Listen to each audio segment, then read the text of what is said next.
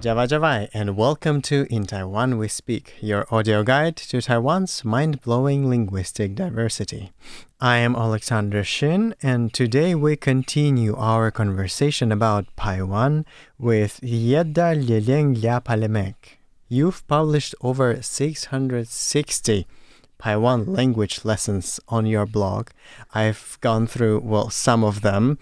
It's actually quite well made. There's a vocabulary, there's an audio recording, there's a breakdown. So let's say if me or any of our listeners go through all of them, would we be able to master the language? No. Will take more than thank that. you, Shi, for spending time on going through those 660. Well, of course, I didn't read through all of them, but one thing I noticed that pi, it actually has a lot of meanings, right? It's a command, it's an invitation. How come?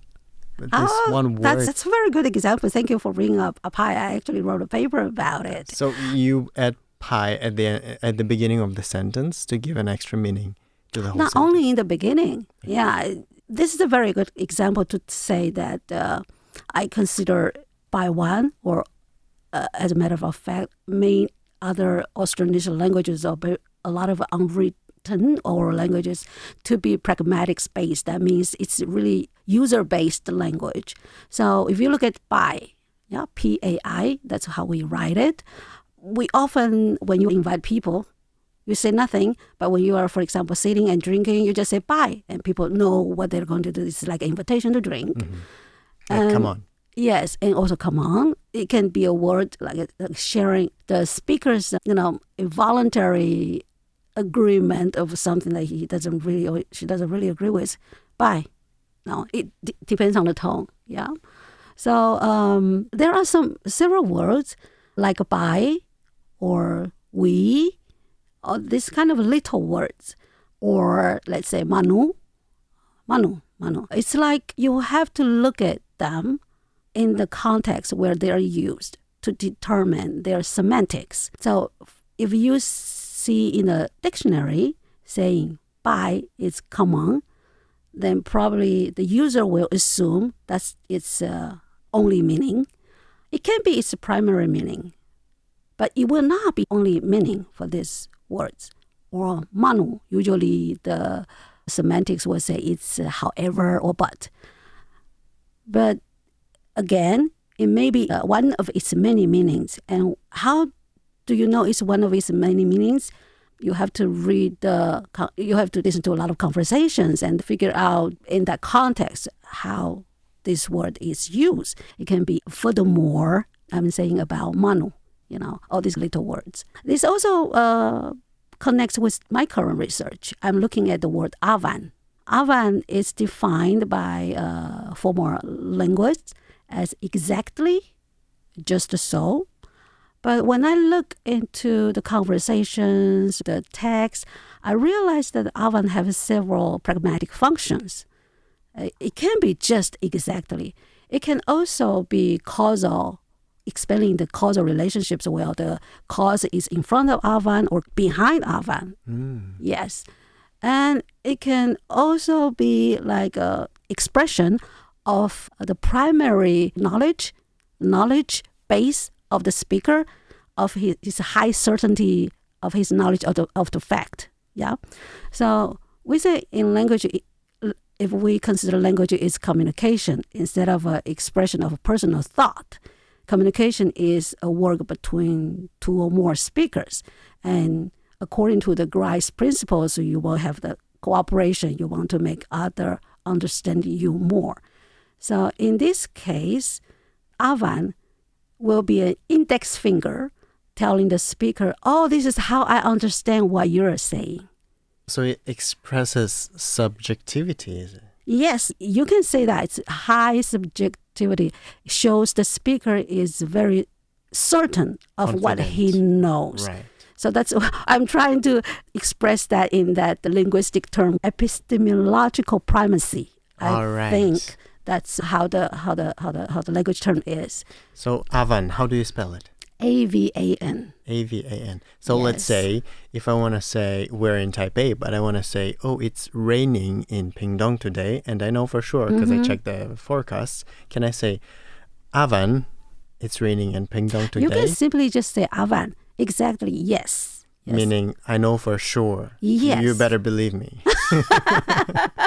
Well, but the listener better believe me. I have the certainty of this knowledge. In linguistics, they have this study of evidentiality, where the speaker indicate where he gets the information from. And Avan is not exactly evidentiality because it doesn't really indicate whether the speaker gets its knowledge from hearing somebody else or from reading or from secondhand reporting. But it does show the speaker somehow is more certain of his status of knowledge than before. That's the way he used Avan. Yeah. So of course you can see this connection with the exactly, but it's so nuanced.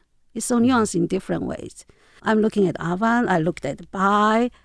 From these examples, I am just realizing the research of indigenous languages or Austronesian languages can contribute a lot to the general fields of linguistics.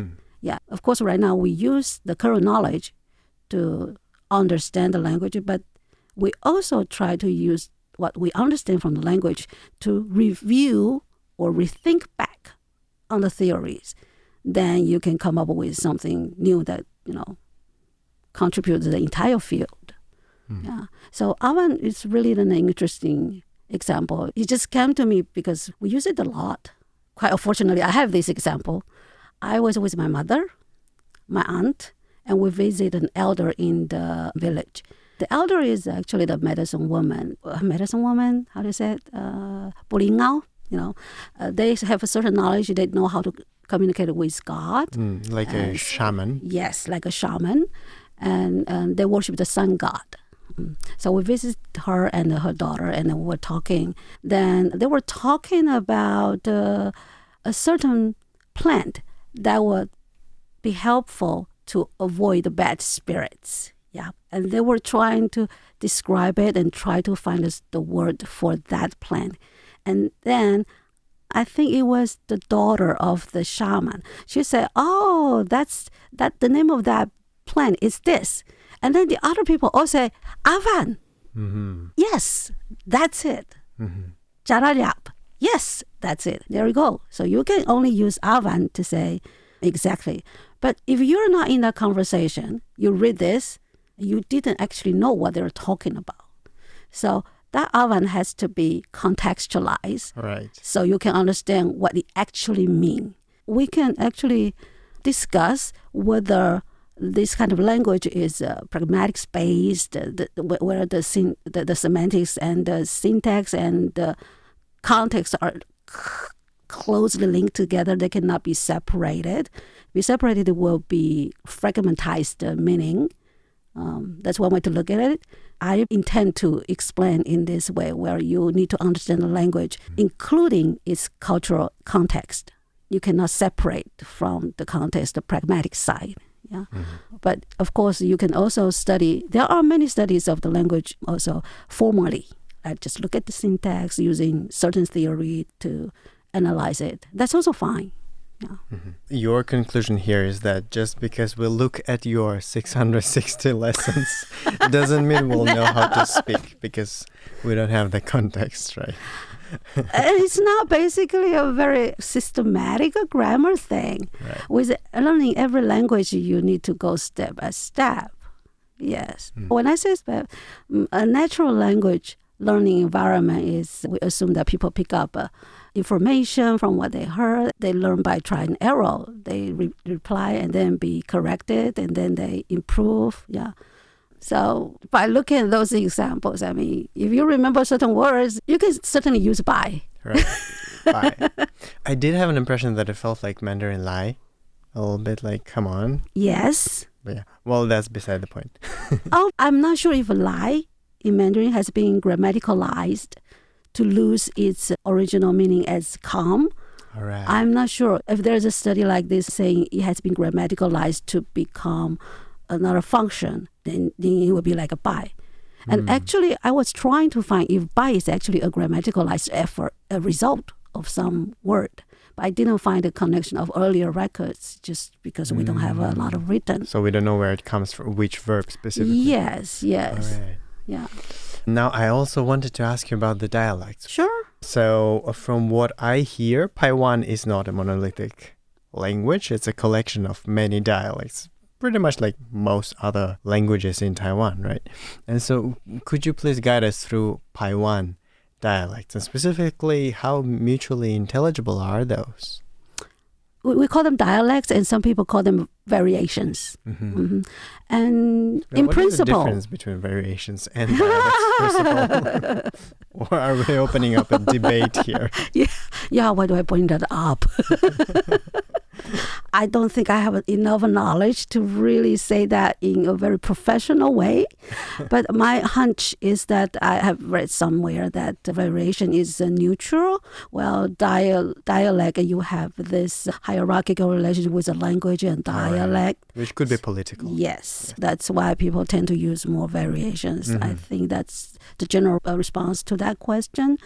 And with Paiwan, in principle, they are intelligible. Yeah, my mother from the very south, she can understand people in the very north, like in Mazakayakaya, Majiaxiang, or Sadimor. They understand each other, all in Pingdong. Yeah, all in Pingdong. Yes, Okay. and she can also understand people from Taidong.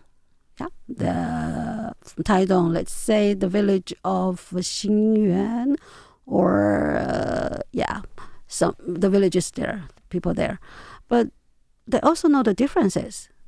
The first obvious difference is the let's say the phonology side, the tone, the pronunciations of certain words. And the second obvious difference is the word. For example, yesterday I visited a friend, and she has two kids, and the boy was saying ding ding ding ding, meaning land snails, which is my favorite food. But in our village, we call it luli.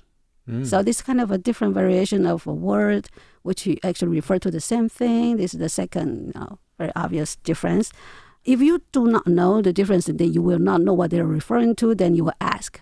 But basically, the conversation can continue after the second person explains, our ding-ding basically is your luli, for example. This kind of word difference.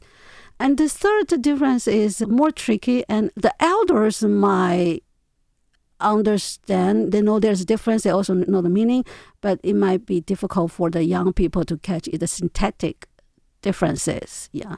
In the north, if they say, my pants is broken, they will say it in a different way from in my tribe, in my village, we will say, "Niang na pantsu ma palakanga."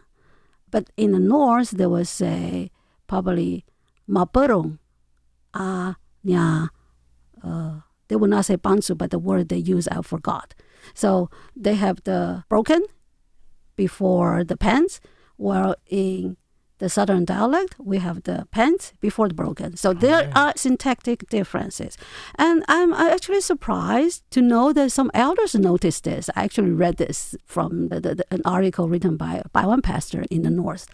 So, but in the conclusion in that article, he says, well, we who know the language better, we know there are syntactic differences. Yeah. Even though they actually refer to the same thing. But the young people probably do not already get that. And we are trying to have this language education in school. We tend to standardize all the syntax. That's another story. Yeah. So, yes, we have variations. Usually it's understood as geographically different. We have the north. In Pingdong County, the north cover Sadimur, Magizaya, then the center, Lai, yeah, and then the south from Gasuga to Mai, Hanchun, or they say Xinbaojiang, and then the east In Taidong. In Taidong, yeah. So these are 4 variations of the Paiwan language. North, center, south, and east. Yes. But of course, the linguists will not be so happy with the geographical differences because they, through their work, can find differences between villages, Right. basically. I think the most wonderful thing is people, the speakers themselves, know the difference. Like my grand aunt, who I study my Paiwan with, she knows there's a difference from our village, which is Bungudan, and the difference between another village in Xinbaojiang Mudan Township. So the people themselves know the difference in such a small area. So now you can understand why this bigger geographical categorization is not so satisfying, because it sort of ignores even deeper level or smaller levels of differences. But we don't have many, let's say, professional linguistic studies of this even smaller differences yet. So people often refer to these geographical variations right now. You did previously mention that when it comes to formalized schooling, right? Yes. We would have to basically do the choosing. What is it like in Taiwan, specifically in Pingdong and in Taidong's schools where they teach Paiwan? By law, they have to teach at least for 1 hour a week, right? 40 minutes a week. 40 minutes, one class a week, basically. Yes. How do they choose? Or is it, depending on where the school is, they would choose a variation of the closest village, let's say? It depends on the teacher they can find. All right. Yes. So the kids might be coming from one village, but they would end up learning a variation from a different place. Let's say if the teacher comes from there. Or in the cities, a child from the Paiwan language will have to learn the Amis language, because the school provides only Amis language. You mean like in big urban centers like Yes, in Taipei? yes. But wouldn't the government be required to provide a Paiwan teacher? Well, I think the policy is there to encourage the schools to open such selective language teaching. But the reality also plays some role here. If the school cannot find all the teachers for all the indigenous students in one school, it's simply just not possible. We do not have enough teaching resources in terms of teacher, materials, and other resources. As long as they provide indigenous language, I think there's also a sense of then that's enough. Indigenous language as an umbrella term. Even if they try, it would be also very difficult to fulfill the needs of a different language in one school. That's just in reality very impossible to do. And also there are kids with mixed heritage, like a child with, let's say, Da'u father and Amis mother. What kind of language does she learn? And I heard that actually she's learning Rukai right now in school. Just because the teacher is there. Yes. Or Buyuma. So still, I mean, in Taiwan, the fact that we have such diversity of languages is as Gerald Diamond said, Taiwan's gift to the world. But it makes it so difficult. Right. Tremendous work to make the languages work and survive in each community, in each own way. Especially in urban centers, right? Because over half of all the indigenous population live in bigger cities, not in concentrated, right, homelands. It's hard to imagine a local government being able to provide schooling for all the kids. That's definitely true. Over 50%. I think the last time I saw the figure is like 52%. I mean, that's a lot. Yeah, but that's the same everywhere. Already in the 1980s, more than half of the Indian populations are already in urban cities. So we're just, it's similar situations. And if we talk about the indigenous people who are in their own hometown, they do have a better environment for language learning. The school can, they're all Paiwan children, they learn the same variation. If you look at the, let's say, performance in certain contexts, national contexts, so children from this indigenous township schools perform very well. There are many people, and more indigenous people, they're taking pride in their own heritage and language, of course, culture, of course. So you will see, if you go to a language reading context, you will see how much effort they put into that. Because I consider that as a positive sign of respecting and try to continue the culture. That's a positive sign. But of course, we still need more than that. Well, speaking of that, we're talking about Paiwan specifically Yes. being recognized as a vulnerable language. Now, that's better than most other languages in Taiwan. Some of them are endangered or critically endangered. Many are extinct, right? With Paiwan, do you feel like it might be labeled safe sometime in the future? And if so, what do we need to do to get there? This is just what I think. I do not know whether it will really reflect the future. I think if the situation where the language is not being used in the family continues, I do not think the language will change from, let's say, vulnerable from safe. No, it will not happen like that. It probably will go to endanger because we just have less and less people who can speak the language. And the level of the language quality is also dropping, even though we have more speakers, let's say, compared with the endangered language. If you look at the quality of the language, it's also probably worse. So again, back to the domain-specific language revitalization efforts.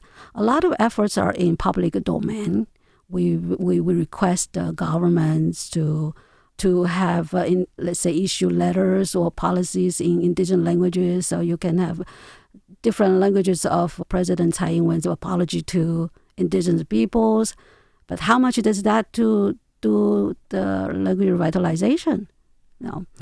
If we do not have clearly defined domain-specific strategies, I do not think there are many people like me who try as hard as you can to get the language back by reading and writing. And I do have the advantage because I've been learning a lot of languages.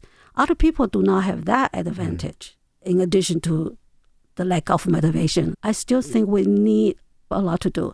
If I would name the one thing that I think we should do first, is basically my part. I think we need to let the parents, which is actually my age, this generation, feel important, feel they want this themselves. So they can create a family, create a community that use the language. Not, the government or some other organization trying to push you, because that doesn't work. A lot of language revitalization, let's say, success that we see, it's really community work. The community realize they're losing something very important. They want it back, so they do something. And right now, I don't see that happening. If that doesn't happen, I cannot say the language will become safe. I'm just worried it will become critically endangered. So you're quite pessimistic about the future of Paiwan? I don't want to sound pessimistic because I'm not really a pessimistic person.